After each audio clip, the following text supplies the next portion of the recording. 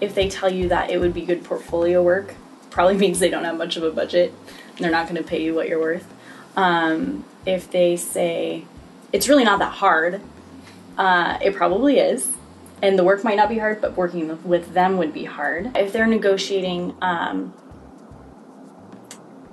it's always a bit of a concern because it means that they think the work isn't worth what I'm saying it's worth, which means they probably won't value it as much, and that will make them a problem client.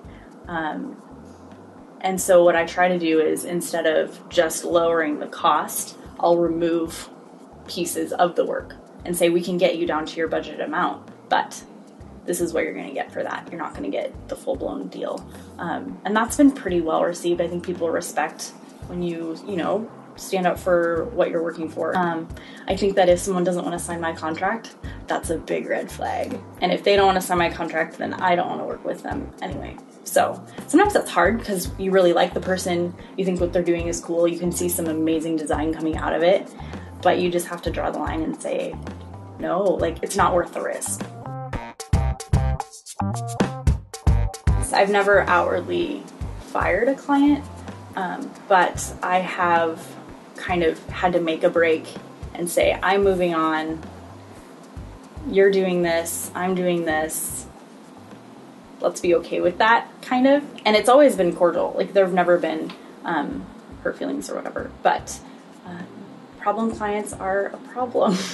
And the best way to avoid that is to just not take them on in the first place. So there are definitely some red flags that I watch for that I know will lead to a problem client based on my past experience. And so, there's certain things they'll say or ask for, and I just will say, I don't think we can work together, or I actually don't usually say that because I don't want them to feel like they need to be defensive and say why we could work together because I'm making the call. But I'll just say I don't have the capacity, which is usually true as well, or I'm not taking on any new clients at the moment, things like that. So, subtle ways to release them without making them feel like they're not worthy of working with, because that's not true. It's just for one reason or another, we're not a good pair. I've never thought of myself as a subpar communicator, but there are times where things have fallen apart due to miscommunication.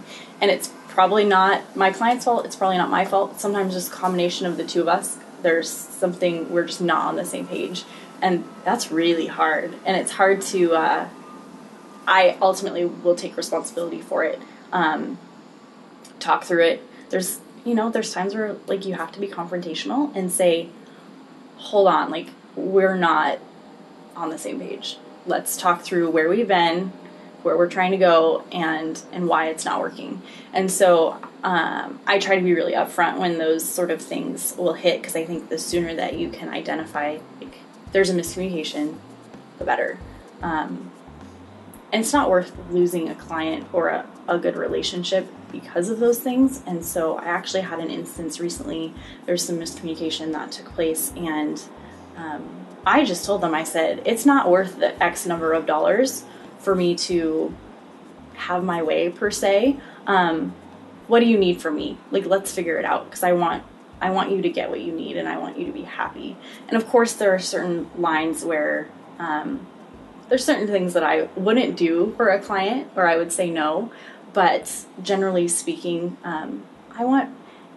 in the end, it's about how I'm making people feel about working with me. And I want them to feel good about that. And so kind of whatever it takes to make them feel like they've had a good experience.